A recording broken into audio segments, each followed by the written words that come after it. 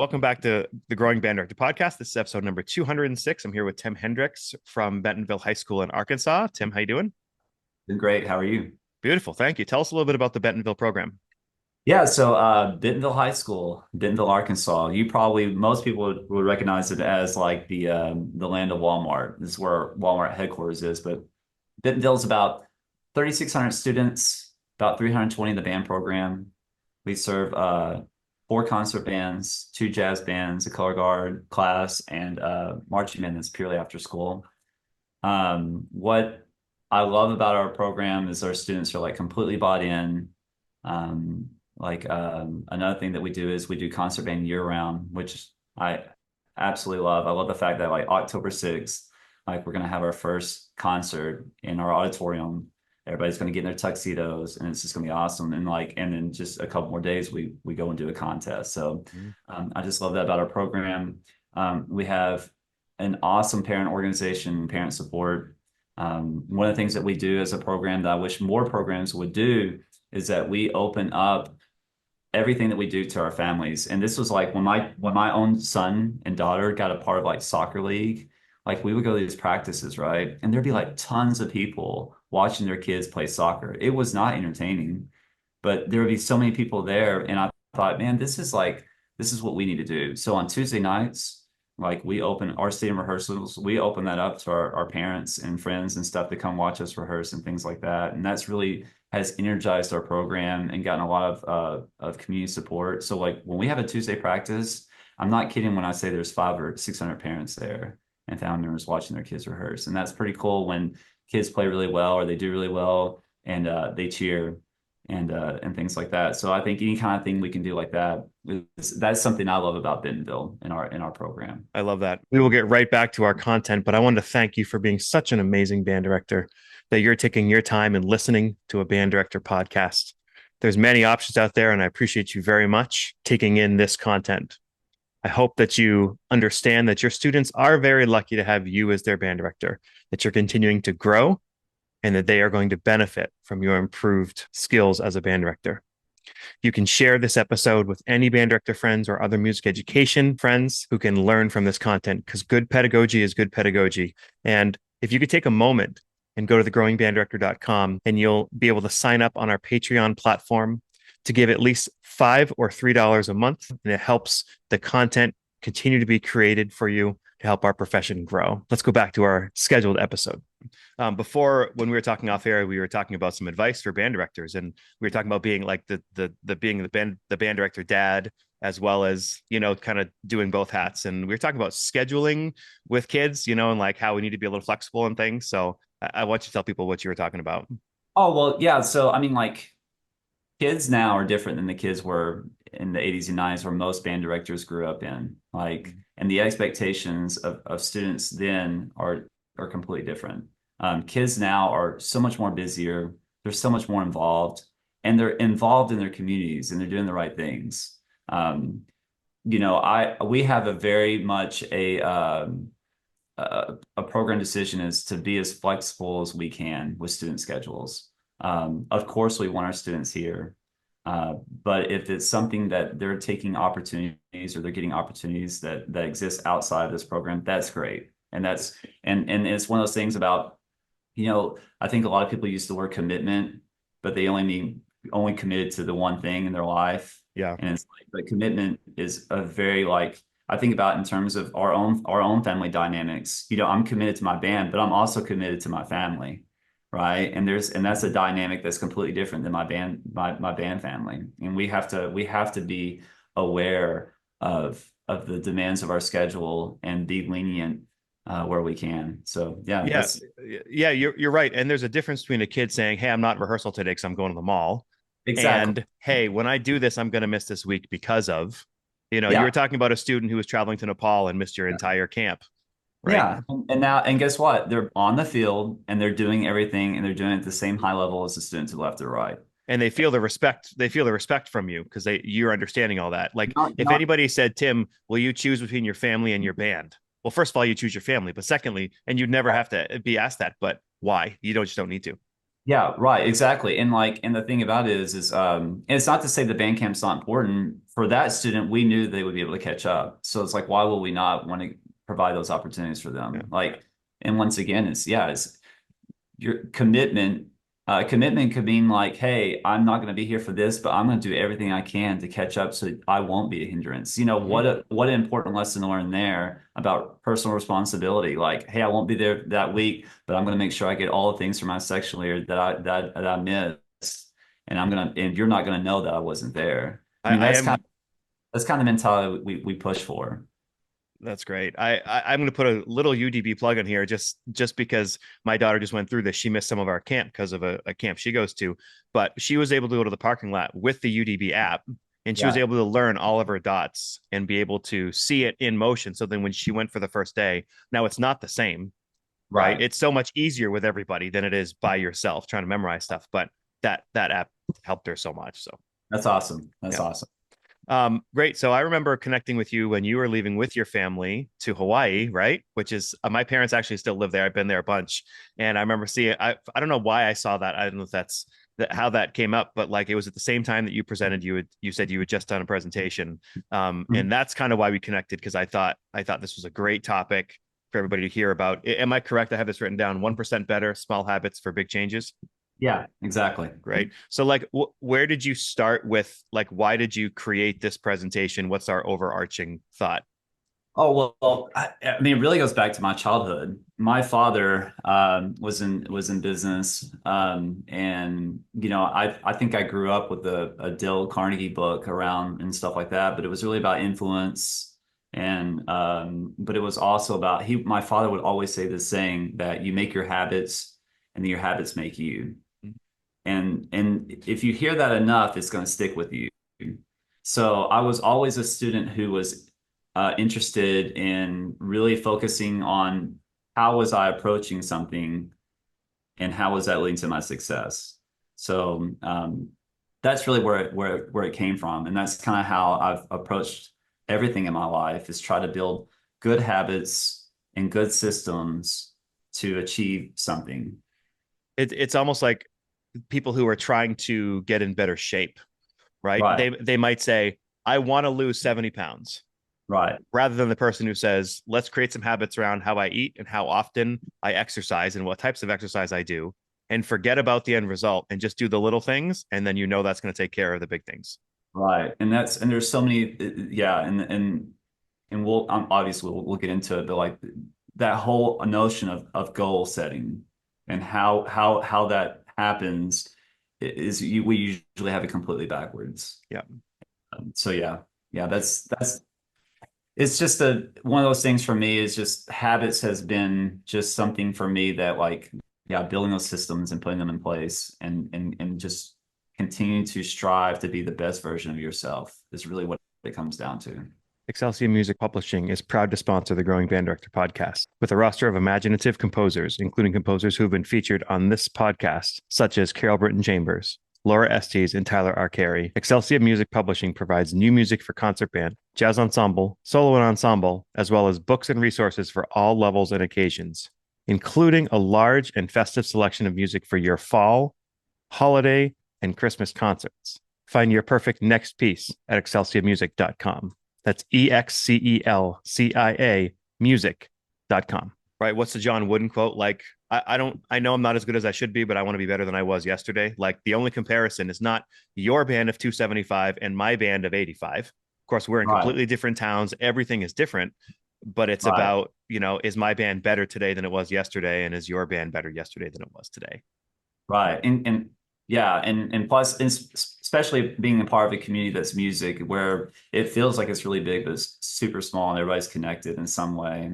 Um, yeah, it's one of those things where if you're getting better and I'm getting better, we're all winning. Yeah. You know what I mean? You said something as we were talking too that I'd like people to hear about with, because like the whole grass is greener on the other side sort of thing. Like I think with a band that's been under 100 my whole time here, and I think of a program that's almost 300, I'm like, well, that would be great because of all these reasons, right? But then you were sharing some of the struggles of things that are what's hard about teaching a big band. Yeah. Well, I mean, like just the personal connections, the personal relationships, the things that we love about band so much is that we see these kids for 4 years come through our program, and we get to know them, we get to know their families, we get to know their passions and desires, and that's really hard when you have 300 kids. I mean, it's really difficult to make those personal connections. So, um, yeah, that's something that we strive to work on every day in our program. So as we're talking about creating systems to improve our programs every day, can you Mhm. just start with like, can you give us an example? Like something that you do in your program that you know gives benefits down the road? Well, I think it's like certainly is a approach of like every day warming up with the same exercises that focus on the things that we find that are the most important, which is note accuracy, front of notes, rhythm, and then we do singing every day. So it really is like and one of the things that when we talked about this is I get worried about when sharing systems is the system has to work for you. It's like Right. what works for your program. Now, I think there are some basic things within any band that a student should be able to do, and one of them is definitely front end notes, so air attacks, things like that. You know, kids being competent rhythmically, sight reading every day, things like that. Those are some of the things we do. But like a system would be like, for instance, how we would teach counting, like, and how that would transfer to a kid actually playing is like you would count it, you would subdivide and clap. Now, this is something that I really feel like is really lax in a lot of band rooms that I go and visit, and that is when somebody is, we always tell our students to subdivide. But how do we really know our kids are subdividing? Well, one of the things we do is every time we'll count it out, but then we'll count and clap. So we count out loud the subdivision. So 1 and 2 and 3, and we go 1 and 2 and 3 and 4 and 1 and 2. And you're gonna find out real quick Hmm. the kids aren't subdividing. They don't know that they're subdividing. So like just things like that are like systems that we place that we do every day because it's not a system unless you do it every day. I love it. An episode that's by the time this releases will have just come out is with Joel Denton, retired band director from Tennessee. And one of the things he talked about, he's like, in my career, I stole from everybody, but I didn't Yeah, do it the Alfred Watkins way. I did it the Joel way. So like people exactly. can take advice from somewhere else, but they always have to feel free to change it so it works for their program. Right. And Joel Denton is amazing. Like that's what I'm excited to hear because I have just so much respect for Joel, and that guy has always treated me like I was like the most important person in the room. And I think that's what makes him unique and special. So Joel, if you're listening, love you, man. One of the things I want to mention, you're talking about warm-ups too. One thing that I've started in the last decade more and more, I mean, what band director doesn't love unison band, like where everybody's playing the same melody? Because you can obviously Yeah. do so much with that. So I find ways to find all of these like American tunes, just unison melodies from everywhere, just for kids to be able to play. They're learning because how many kids, like if you ask them a basic question about maybe our country's history, they say like, I have no idea. They don't know. So through music, you're kind of able to teach some of that the Americana stuff through unison band melodies. Yeah, and those and like and what a great opportunity to find out like those tendency notes and like or what intonation really sounds like. Yeah, I'd say one of the biggest things we're into right now this year is intonation. That's our thing. And so here's kind of something that's important for people to understand is like sometimes we get in a rut or sometimes we think about change or creating a system has to be this really grand gesture, right? Like we have to like, and we see it all the time, like even like where you're talking about like weight loss or anything like that. We see like people will buy the gym membership, they'll buy all the clothes that they need to get for it. They'll get all the exercise gear. They do all these things, but the reality is you got to make a commitment of 2 minutes a day. mhm, That's all it takes. So like when you're making like so back what I was going to say is we're doing this intonation thing. We're only committing 2 minutes to it every day. But we're literally going on the website. I don't know, can I do this kind of talk about websites that aren't absolutely. Yeah. okay, so it's called Guitar Orb. And there's like an ear train thing where it takes a sine wave and it plays one note and then it plays the next note above it. Like it's called like harmonic equivalent, I think is what it is. But anyhow, but it plays the second note out of tune, and you have to guess if it's sharp or flat. That's it. It starts off a whole step, like a half step difference, a 100% semitone. Then it drops to the 50, 20, 17, 13, and it just gets harder and harder and harder. And it's like, and I'm telling you, we've been in school for 2 weeks. The band is playing more in tune than they ever had. And it's because every day we're committing 2 minutes to this. Like, and we're already seeing results. And I'm thinking, like, what's it going to be like at the end of the year? Because not only are students more engaged in that part, but now when they're hearing kids play, like when they're playing in tune, kids are like, because we have them like raise their thumb up or down if it's sharp or flat. Like we have kids like they'll hear other groups playing something and kids will start raising their thumbs up like, oh, that's sharp or that's flat. So that they're obviously catching on. Nobody asked them to do that. Nobody told them to do that. It's just like we just committed 2 minutes to doing something that we haven't done because we felt like this was something we need to grow in. And now it's like it's 2 weeks and it's already program changing, in terms of how our kids are listening. Yeah, and that's the secret to teaching right there. I mean, it's always juggling. There's 1,000 Yeah. things you want kids to get better at, but you say, here's something we want to improve on, and let's find a way to focus more time on it. Yeah. And 2 minutes doesn't have to be 10 minutes. Yep. We can do that. We can get fixated on something and like spend like 15 minutes and it's just not perfect and we walk away from it. Like, you know what I mean? Like I can't tell you how many times I've sat in other colleagues' band rooms or like people I used to teach with when I was in with as assistant director and we're gonna learn how to sing.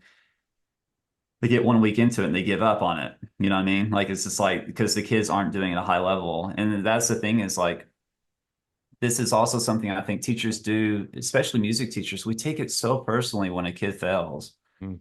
And it's like that's just such a necessary part of learning is that and so like when we do things, we don't need to take it so personal like when a kid doesn't do it really well or feel like we're a bad teacher. Like it's introduced. And so like yeah, that's something we're doing right now that I'm really excited about in terms of systems. My good friend Trent Austin started Austin Custom Brass so many years ago. You can call them at 816-410-0826. They ship all over the world. They have a shop in Kansas City, Missouri, and they really are an amazing sponsor of this podcast. They do trumpets, trombones, euphoniums, tubas, mouthpieces, and more, all the way from the beginner to the professional. Austin Custom Brass has worked with thousands of brass players from around the world. You can check them out on www.austincustombrass.biz. Whether you're a student, a band director, a parent, or a player, Austin Custom Brass is your place to go for all your brass playing needs. Austin Custom Brass works with band programs from all over the country. They can provide a bid to you today. They can work within your school's budget and they accept POs. Call their team today at 816-410-0826. Austin Custom Brass is an amazing resource for brass players and great humans, great people. You'll love working with them. Give them a call. So off air, Tim, we were talking a little bit about the pass-off system and the good things and the bad things about that system. What's your take? Okay, so one of the things that's always bothered me, and I got in this rut when I was a young teacher, is that back to like we just take our students' performance level so personally that we have to make sure they pass or they can all play. So like we'll put like we'll have all these pass off lines, line 27, their habits book, line 45, line 161, whatever. And then what we do is we'll literally have them play that line about 1,000,000 times, like where literally every kid can play it right then, like at such a high level. Then we have the test over it. And it's like, okay, let's play our line 45 30 more times because we have a test today over this. And then the kid passes it, every kid gets 100, and we all feel good about ourselves. But then when it comes time for like a new piece that has the same concepts that line 27 had, the kid can't do it. And it's because we taught line 27, we didn't teach the concept. Mm-hmm.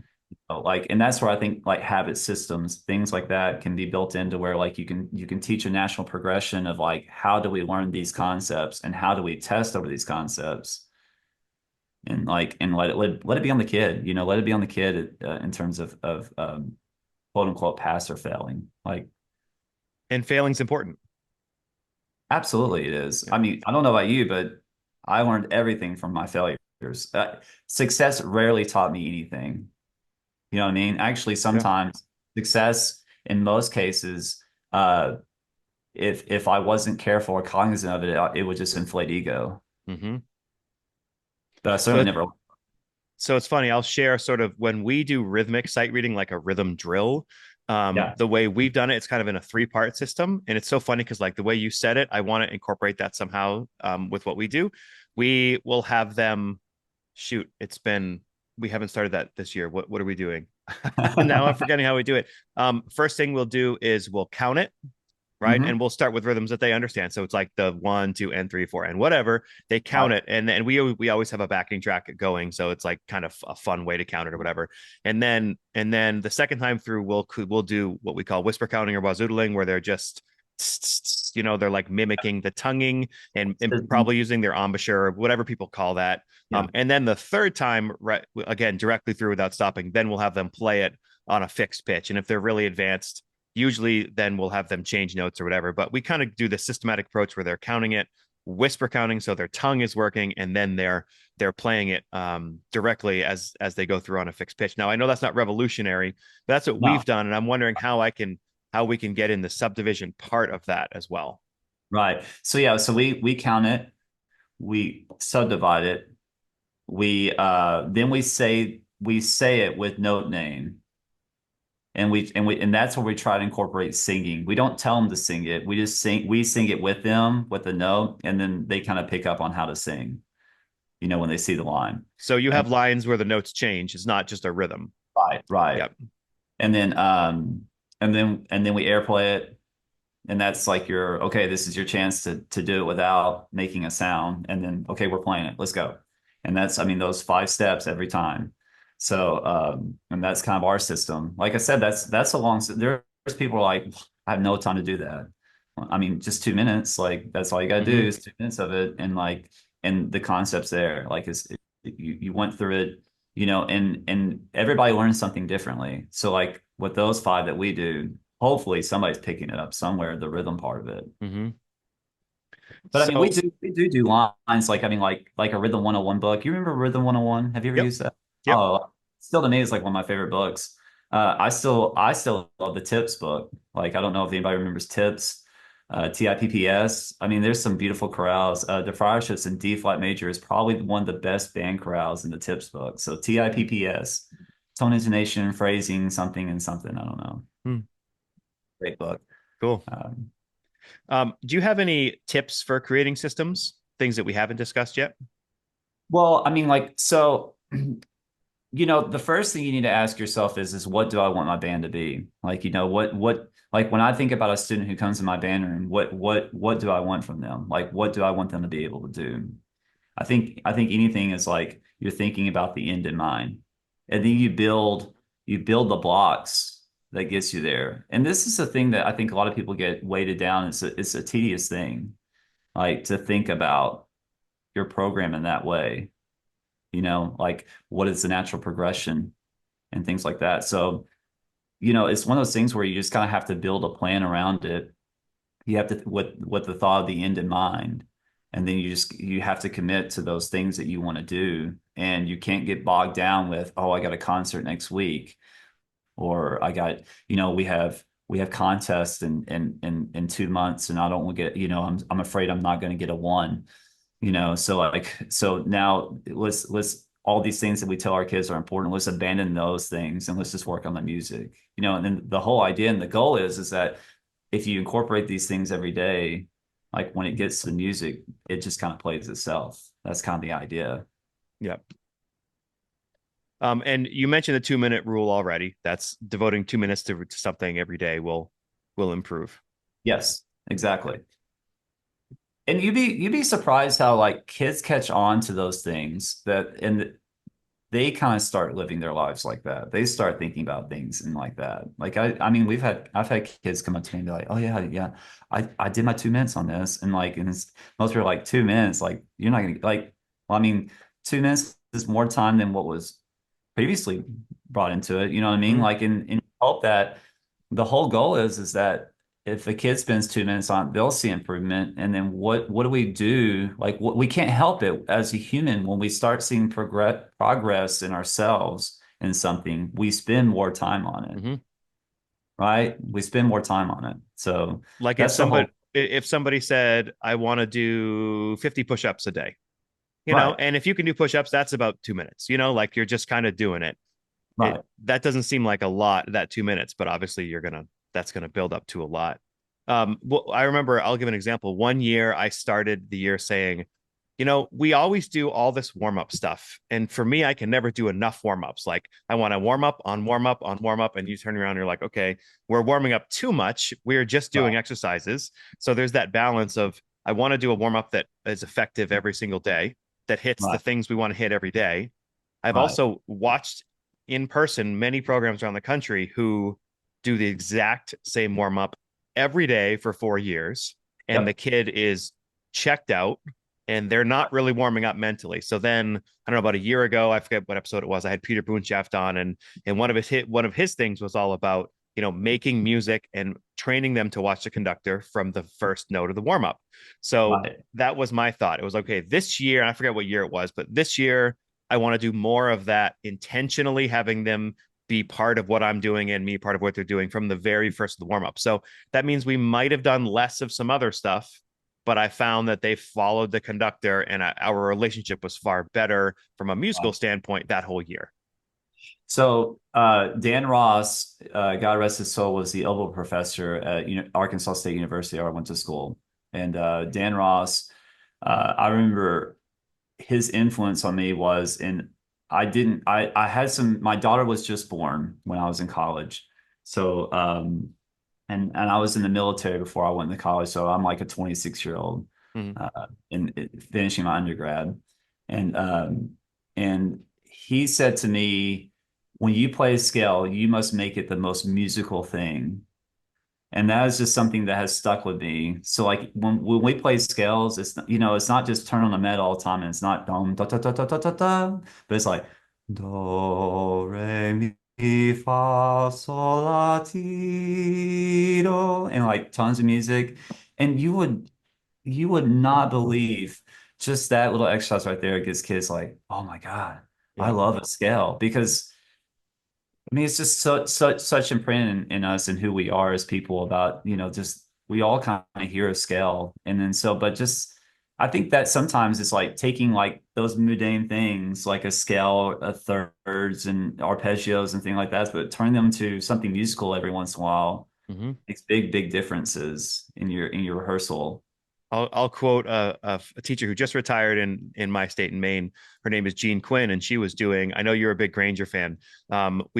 She was doing Horkstyle Grange with a grade 7 and 8 honor band, right? So the Michael Sweeney version of it, not the original. But Right. they had rehearsed and all this through the festival, and on the Which, by the day way, that is a great arrangement. I forget it's not the original halfway through. You're like, oh wait, this isn't Well, the original. I think you find out when the alto saxophone starts playing the upper horn line. Yeah, yeah, But it's yeah. it's a fantastic arrangement. So, and it's a standalone piece, right? You don't have to do it as part of something else. But anyway, so she was doing it, and the warm up on the day of the concert she did was the concert B flat scale. But because that has so many meter changes in it, and most of these kids had never done mixed meter before, so she literally said, only change to the next note of the scale when I get to count one. And then she mixed up her patterns. It was a 3 and a 2 and a 5 and a 4 and a 6 and they couldn't move until they saw what she was doing to count one. And that was another way, like you said, you can change the tempo, but she changed Wow, the meter, and it that's related awesome. and it related to a piece she was doing, and it had the same effect. Yeah. I mean, and isn't it cool that like there that we're just in music, we're just not limited to one way of doing something, but like there's just so many ways of doing something and so many ways to express yourself as a conductor, so many ways to express yourself as a musician. And it's just, I don't know, man. That's why this is literally the best field that you can go into. Because not only are you influencing and teaching kids, but I mean, like, it's music. I mean, it's just such a powerful thing that speaks to everyone to some degree. Mm-hmm. Yeah. All right. So the next question, Tim, I'm going to ask you is something that you have from page 14 of your presentation, and we're going to put that on the show notes in case anybody wants to see it in Right. particular. The danger of focusing on goals more than how you will actually get to the goal. And I put in parentheses stepping away from the goal. You talked Yeah. about that a little bit already, but Yeah. So, okay. So I, well, number one is a lot of my influence on this one comes from James Clear. So if you haven't read Atomic Habits, like that's a fantastic book to read in terms of just a great resource of life. Especially the first couple of chapters. He gets really deep into like how to make systems, and I think those are really good reads. It's kind of a technical read to some. So if you love like reading manuals to your like refrigerator, then you're really going to love the back part of that book. But the first two chapters, I think, are for me are life changing. And one of them is like your goals. Um, the problem with goals is that everybody has them, right? Like you think about, he talks about in the book about if you think about NFL teams, when they're starting off, they're all trying to win a championship. You know what I mean? They're all like everybody is trying to, I think in our world, I think everybody's trying to get a Division 1. You know what I mean? We're all thinking about our students, we're thinking about our program, we're thinking about things like that to get the one. But I'm here to say that I don't know if that's necessarily the best goal. Like the best thing that is to have goals. The next part about goals or the fallacy of having goals always about something is that it becomes an either or. You know, either you meet your goal and you're successful, or you don't meet your goal and you're a failure, right? Um, I just don't subscribe to that because I think that the journey is almost just as important, if not more important, than the final result. Mm-hmm. The second part, well, the third part really is that I think goals delay our happiness. And I think this is something that's really important in our community to talk about is that we end up having these like, well, once my band does this, I'll be happy. Okay, so like for instance, like humble brag, you know, we got ninth place at Grand Nats. It's the first time an Arkansas band has ever, you know, made finals at Grand Nationals. We're really proud of that. But I'm telling you, ninth place and making like 14th at a super regional like we did in 2015 feels awfully a lot of the same. Mm-hmm. And so like that tells me it's a rat race I'm in, right? And then so like I never said to myself, well, once my band's at Grand National Finals, I'll be happy because I deserve to be happy now, right? Mm-hmm. Like everybody deserves to be happy now. It's not why wait? Why delay that gratification of your job once you get a certain goal? So, you know, if people are hearing this and they're really thinking about themselves, I hope they're taking a moment to really connect with their hearts and say, well, is my goals the thing that are motivating my happiness? And if the answer is yes, then I think you need to think about your goals differently, and you need to start thinking about what can you find every day in your program that's successful? What can you find every day in your program that you're proud of? And then, and if like for us making Grand Nationals was like for our program, and we have other like things that we want to do in our program. I think those things will happen for us because we're every day we're approaching it the right way, Mm-hmm.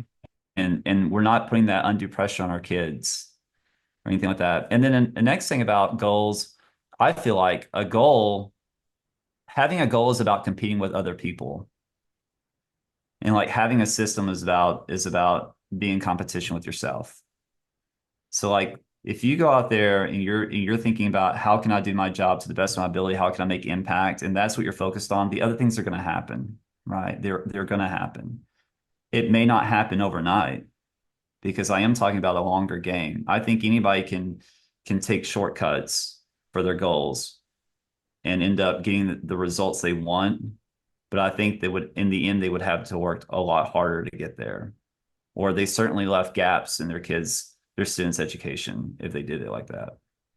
I think of another practical way that I've thought about this in the past, and I'm sure a lot of people are there too. You know, take your weakest section in your wind ensemble, your top band. You know, I might go like, you know what? I really know that in 3 years, my French horn section is going to be far better because of all these students that are younger and we don't have many older students, and that's good. And I can't wait for that to happen. And I Right. can't wait because at the same time, we have three oboe players coming up, and we're going to get to do these pieces because we're going to have those. And you just look forward to that time. But what Exactly. you forgot is that the trombone section you have now is going to be Yeah. worse in 3 years. And those all state percussionists are gone, and you can't do, you know what I mean? Like it's always this Right. ebbs and flows of where you're strong and weak parts of within your program. So you're right. Finding the blessings now and being grateful for them while not getting complacent and not wanting to improve, I think is that secret spot. Right. Yeah. And I mean, and it's kind of like you'll see this in the presentation, but it's that Goldilocks zone. It's that find that place where things are challenging enough, but not so challenging that kids get, you know, scared, and then you find the things that are easy, but it's not so easy that there's apathy or boredom because like this isn't a challenge to me. Mhm. You just you have to be smart, and you have to think about each day as if it's like I gotta win today. I know that's like Mhm. such a coaching cliche. Like, and almost like there was like a moment there where I was like, oh, I can't believe I just said that on a podcast. But there has to be a sense of like today is I'm gonna make a difference, and I'm just gonna keep on moving at that. But it's not just saying I'm gonna make a difference. It's actually installing the things in your program that are going to matter in the long run, like building that fluency on their instrument, building that ability to read music, like things like that. Those are such important things.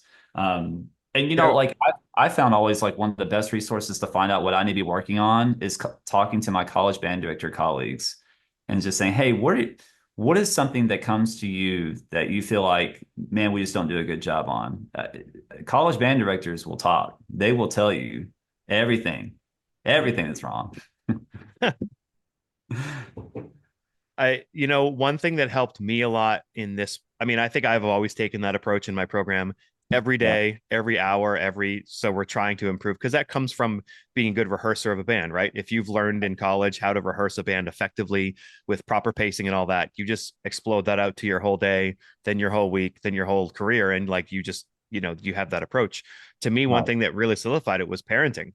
When my wife and I, we teach band in the same district and we're two of the three band directors. If our child had to be out for 3 days because she had the colds and we couldn't bring her to daycare, like right, we would have the conversation, are you going to be out or am I going to be out? Like one of us had right. to be missing.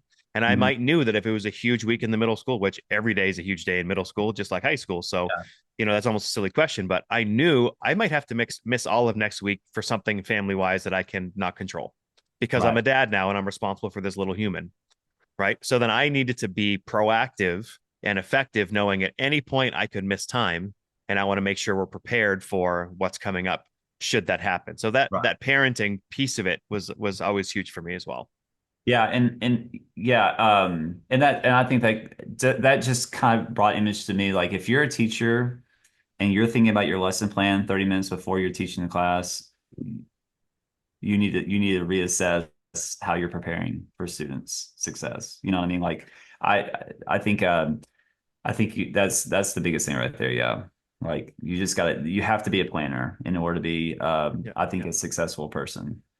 It also allows you to program better, because you program music far ahead of time. You order what you have to order, do all that, especially if you can tell who's going to be in your band and who's. I know sometimes there's situations where people go, I literally don't know till the first day of school who's going to be in my program, depending on their feeder.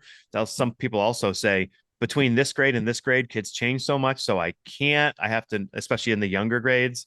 Right. I just want to kind of promote that. The programming is a huge piece of that too. And here's something else to think about. We've done this before, and I've done this before with kids, and that is like you have a student who may be like an oboe player. Especially when you get to that grade 4 or 5, oboe players become soloists. That's all they are.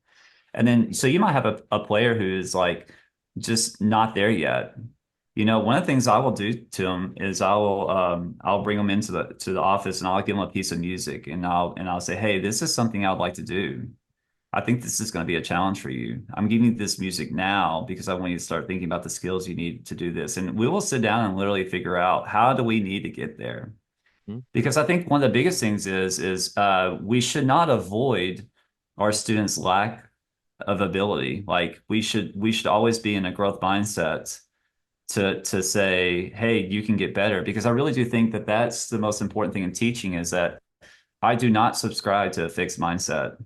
You know what I mean? Like, I think actually one of the most important things, especially in habits, to build habits, is such a personal thing because it's like, for instance, if I'm a person and I don't think I'm a good teacher of the flute, my ego is going to win that. No matter how much I want to be a good teacher of the flute, if I feel in my body, my soul that I'm not going to be able to teach flute, like it's not going to happen Mhm. because my ego will always prove me right.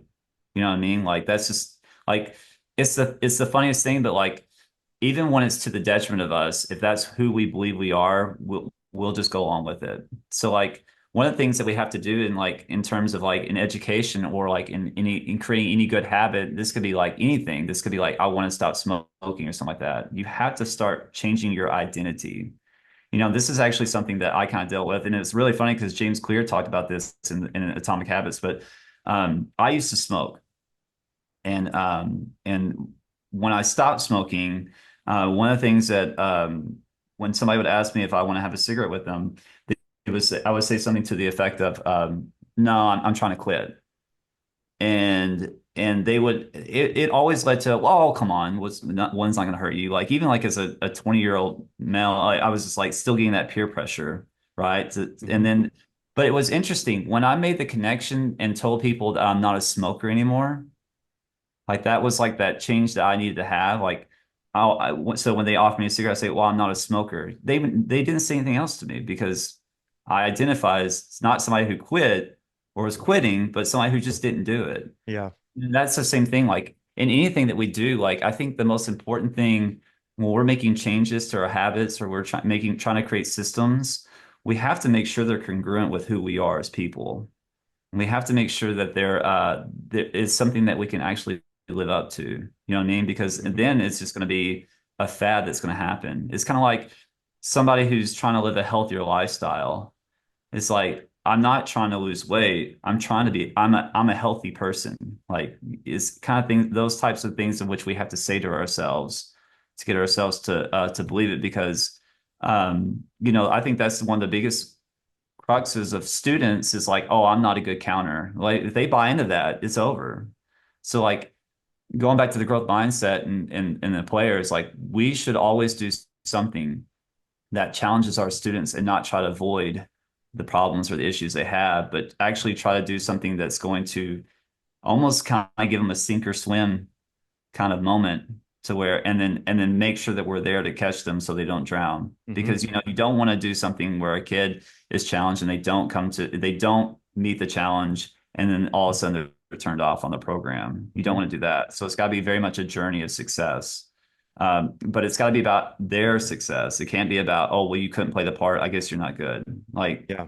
you know what I mean? Like it's just that's so hard to do too. It's hard to make time for that. It's hard to really, but it's something that once you do start doing it, man, it's such a rewarding part of teaching.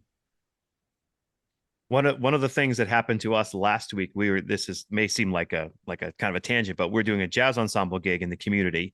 And Yeah. the person who invited us came up halfway through our set and said, just want to appreciate you guys are here so much. You're all such talented students, and we're so happy that you have all this talent to be able to share with us and all this. And in my head, I'm thinking all the band director thoughts, right? About all the things these students are not talented at. But that's not, we just say thank you and move along the way. And I noticed you mentioned here something about success versus talent. And Oh in my gosh. brain, I was thinking about, the talent versus the, hard work it takes to get somewhere. And to me, it's almost to a point where, one of the things I struggle with the most, I don't know if this makes me a bad band director or not, but when somebody says, will you name the kids in your program who are GT? And if people don't know that, who are gifted and talented, Yeah, yeah, like yeah. that's a really high standard for me because my first thing is like none of them, like they all just work, practice a lot, and they get better. Now, once in a while, you get a kid, you're like, okay, this kid is special for Yeah. whatever reason. But Yeah. that whole people have to recognize, like, and even now in the fitness thing, when I see somebody who's 60 years old and in phenomenal shape, Mhm. I don't think, wow, what a lucky person. They were just born with Yeah. that. I'm What, thinking, what, how what, many decades have they worked to be yeah. able to be in that kind of shape at their age? Well, yeah. And yeah, if anybody knows me, I hate the word talent. I Mhm. think the word talent cheapens what really happens, and that's hard work. I mean, you think about the journey of a student. We all know a student in our band room who has worked so hard and has for mostly done it alone. You know what I mean? They went to a room by themselves and they just shed. Nobody was cheering them on. I mean, like it's like one of those things where I just think that the word talent is just so overly used. And I'll tell you that there are very few Michael Phelps in this world. It's interesting because Michael Phelps has like his legs are like this are like literally like the length of somebody who would be 5'6". Hmm. The guy's like 6'4". He's all torso. He's literally made to swim like he does, right? Um, you will have very few students in your life, in your career, that are just that, right? So like, what is it? What makes them, and then I think about programs that I really respect. Like I think about what Carmel does. I just don't think there's a band that plays better than what they do. And they do it every year. So like, are they just lucky and they just have this like freakishly large amount of students who are talented? No, they work hard and they have systems in place that allow their students to be successful. And I think that's the one thing that like where we can learn is like if you find a program that's successful around you, just ask, hey, what makes you Hmm. successful? I think certainly is something that's benefited me is I have this uncanny ability to not care if I'm asking somebody a question and look stupid. I'm willing to look stupid to learn. You know what I Hmm. mean? Like it's just like there's sometimes I think we're afraid that like if we ask people or we approach people, they're going to think something about us. And I've never walked away when somebody asked me a question where I thought, oh, what a stupid question. I thought, what an eager person. Like, you Hmm. know what I mean? Like it's just funny how we tell ourselves something and we believe it. But man, yeah, like the talent is just such a overused and I think it cheapens like the experience that the students are doing. Like when a kid comes into your classroom and plays so well and you go, "Oh man, Johnny, you're so talented." I mean, what does that tell? What does that tell the other person? That tells them that I'm not talented. I don't have that ability. Like, and the reality is Johnny just probably spent 4 or 5 days playing the exercise so he could impress you because that's really what he wants to do because you're his band director and everything about you is what he loves about school. And he just wants to make you happy and he's going to work his butt off to do that. Hmm. You know what I mean? Like honor that, honor the work, but don't call it talent because then it creates this area of like for students where they feel like, well, I guess I'm not good enough or I guess I'm not talented. Yep. And where are they laying your band room? You know what I mean? For anyone else who wants to learn also from the Carmel Band program, I had two of their directors on episode number 149. If you want to go back and check it out, you can hear about a lot of things they do and systems they use in their program, including using the harmony director and sort of their approach with their staff and all that. That's fantastic. Also, from your presentation, you talked about how success is compounding, not Yeah. linear. Right. So we tend to think of success as this thing where like we start and like you can graph it on an XY chart and over time it's the same thing. And we feel really good. But the reality is it's compounding. Um it's not very good in the very beginning and it stays there for a really long time. And then all of a sudden, we just see this huge progress being made and just almost shoots off like a rocket. And we see this all the time. We kind of have this we call that the overnight success phenomenon. And we like we'll hear a kid and then like one day you'll hear a kid practicing and go, "Whoa, like that's really good. Like you got really good at that." And we almost think of it as like overnight. And that kid's been practicing. That kid's been working hard on that. And probably has not been sounding that good for a really long time. And all of a sudden it just kind of clicked. One of the most important things for us as teachers is to help them understand that like you're going to get to like what we call the valley disappointment, where that idea that it should be linear doesn't match up with where our progress actually is. And then and you kind of get to that make it break it point where most that's where most people are trying to decide is the juice worth the squeeze. Like for a teacher, it would be, man, I've been teaching this counting for the past week and a half, and my kids still don't count very well. Like this doesn't work. I'm not going to do this anymore. Yet Like, and they're not there yet. yeah. Yeah. Yeah. They're not there yet. They will. Like, just give it time. Like, that's like, you just got to get through that, what we call the valley disappointment. And then they'll get to that level of like where it finally starts to meet the linear idea that we were. But the reality is that they end up becoming more successful than they ever thought they were. That's the trade-off. So you kind of have to do the whole like John Coltrane, lock yourself in a closet for like Mhm. 6 months and just come out a beast. Like, you know what I mean? Like you just have to like be willing to do that. And I think that's like knowing that about progress totally changed how I approach students when they aren't achieving at a high level. And what I mean by that is like I think one of the worst things you can say to a kid is like, are you even practicing? Like, are you even working at this? Like, because they very much might be in that valley of disappointment, and they are working at it. They very well could be working on it, and it's just not meeting their expectations or your expectations. And then now, like, man, that kid's up. It's over. It's over Yeah. for that kid. Like, you just confirmed in their head what they already thought. I'm not any good. I can't do this. So like it's one of those things where I know for me in my I think I'm an Enneagram 3, but in my worst form, I can be a pessimist. Like that's kind of my personality. Knowing who I am is like I can be a super optimistic person or a super pessimistic person, given my attitude in the moment. Hmm. So like I always have to think about, okay, you can't be a pessimist about this. You have to be an optimist. Like, and you have to encourage this because they probably are working on this. And if you say the wrong thing, it's over. It's over. I love that.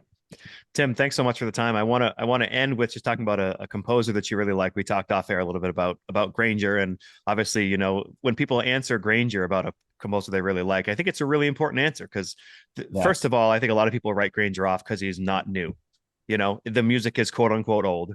And I know a lot of people are looking for just new music, and I'm not against new music. I love new music too, but the music of Granger is priceless. I also think people think that, well, all of it's really hard, so I can't do Colonial Song or Molly on the Shore or whatever. And they should strive for those pieces, but I also want to leave them with maybe some suggestions of pieces that they could do with maybe a grade 2 band or maybe a Right. lower grade 3 band. Like, well, if you love colonial song, then you're gonna love Australian upcountry because that's the whole paint and scene, and that's 32 measures, and still has all the things that make Granger, the harmonic density, the certain quote unquote Grangerisms, the dot 8/16ths, the triplets and the low reeds and the tubas and stuff like that. I also, like here's the interesting thing about Granger that people don't probably realize is I feel like Granger was like the first actual flex band arranger. You know what I mean?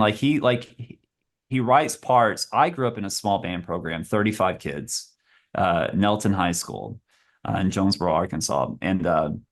And man, like we had a great band and we played Granger all the time. And it's like one of those things where we had not always the best instrumentation, but you can play Granger like a Ye Banks and Braves of Bonnie Doon. You can play a Australian country. You can play. I'll tell you what his one of my favorite Grangers is that Too Sweet, and it's Early One Morning.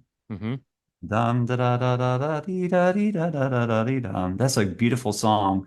It's like in a minor, he gets this minor treatment. He does this, it's like text painting, like so good, so good. And then another piece I like that's is a Granger-esque, but I think is really easy to play or a good piece to play is there's a piece called Old Scottish Melody. Have you ever heard that one? It's Auld Lang Syne. Nope. But it's kind of it's not Granger. I think it's Thomas something, Thomas Wadley or something like that. But it's a great piece that kind of has a little bit of Grangerism in it. So if you're looking for kind of that Granger sound that Mm-hmm. you really admire, but you just Granger intimidates people Yeah. because your kids, I mean, what a great way to teach your kids how to play in tune. You know what I mean? What a Yeah. great way for your kids to understand harmony and their responsibilities of harmonic intonation, things like that. And two arrangers, composers who do such great work in this realm. One is Douglas Wagner. He's got so much Granger out there that people can check out to listen to. And one I want to mention as well. I just heard this like last year for the first time. Michael Sweeney has a Ye Banks and Braes of Bonnie Doon. That's a grade 1.5. It's in three Yeah. four. It's scored totally differently, but it's the same tune and it's gorgeous. You can find adaptions of things for your band, even if they're not ready for something like Australian Upcountry Tune, which we know is one of the simpler ones, but there are bands who are not ready for that too. Yeah. I love that. But I mean, like I think of anything, like especially when you're playing pieces that like grade 1.5, like you're talking about. I mean, those are just great gateways to build interest into what's the next, like how Yeah. can we level up? Yeah. Great. Well, we're gonna end the program with that recording. We'll put on that Ye Banks and Braes recording of from Michael Sweeney so everybody can hear it. Tim, thanks so So, much for being here. Appreciate it so much. I hate our time is ending. I had such a good time. Appreciate it. Sincerely.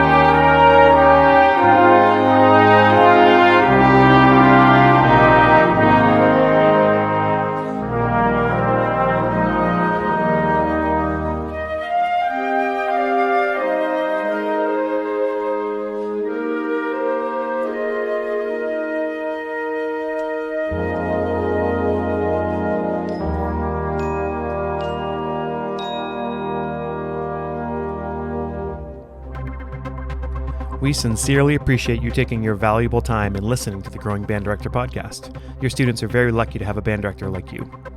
If you have any suggestions for episode topics or think you have an area of expertise to share on a show with us, please reach out. If you enjoyed this episode, don't forget to subscribe. And if you want to help spread the word, please give us a 5-star review and tell your band director friends to subscribe as well. We're available on Apple Podcasts, Spotify, our YouTube channel, and wherever you listen to podcasts. Thanks for listening to The Growing Band Director. See you next week.